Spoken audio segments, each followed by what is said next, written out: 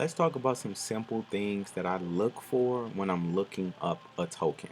There's a lot of tokens out here, a lot of coins, and people don't know what coin should I choose. Is it good or bad? So let me walk through about 5 things that I'll look at in general when I'm looking for a coin. Now this is a really basic video for beginners. So first thing, what I would do is I will come here to CoinGecko.com. This is a great website. And then this is like the Google of all coins as of today. So I will come to CoinGecko, and then I will go to the search box and I will type in the coin I'm looking for. So in this case, you see I have Elron E Gold. Okay, so now we're looking at Elron E Gold. So let's say, hey, you heard about this coin, you saw a YouTube video, people are talking about it. So now we're looking up Elron E Gold here. So here's the first few things that I'm looking at the coin. First thing I'm going to look at is I'm going to look at the market cap.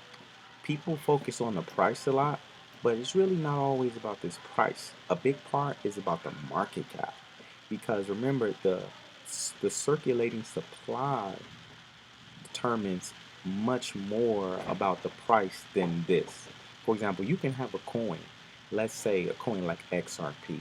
XRP Ripple is only $1.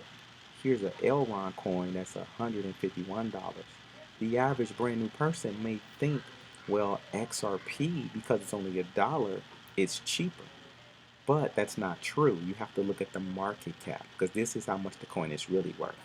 So in this case, you see the market cap is $2.6 billion. That's how much money is in this coin.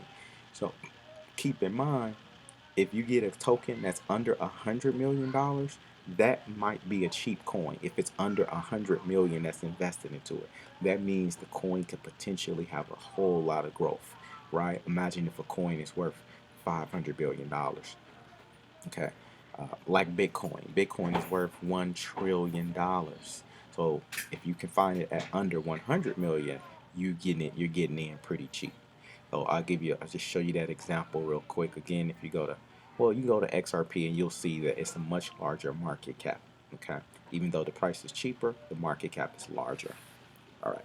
So with that being said, as first thing I'm looking at, what's the market cap? Then I'm looking at what is the 24-hour volume. In this case, it's $94 million. So that's a great sign. It's a lot of activity. This is happening every day. People are trading this token. All right, this is being moved around almost $100 million. That's a really, really good sign. So I'm looking at that. Next thing is I want to see what are their websites, and then I'm going to their community tabs. I want to see their social media. Okay, so I'm elron.com. I may click on that, go to their website, just kind of get a feel for, does the website, they have any good partnerships, announcements, relationships, which is all great things. Then I'm gonna look at their Twitter.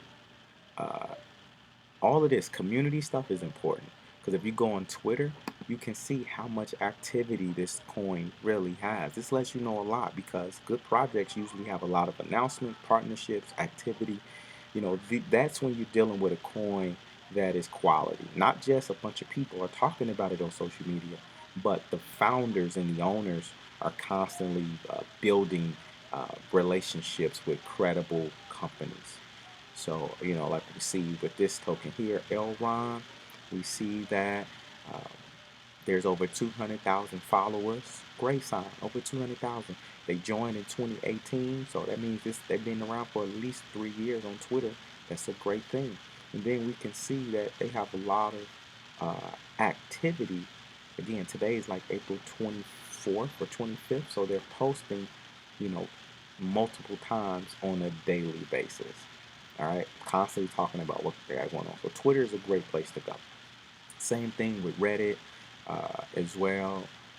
You may not necessarily understand everything here, but it's a good place to go. Now, smart contract platforms here. Now, this is a little more advanced. The average person may not understand this. To be honest, I don't totally always understand all of the code, how to do the code review. But a good place to get a code review would be um, token metrics. Token metrics. And I'll show you token metrics. I'll give you my affiliate code for that as well.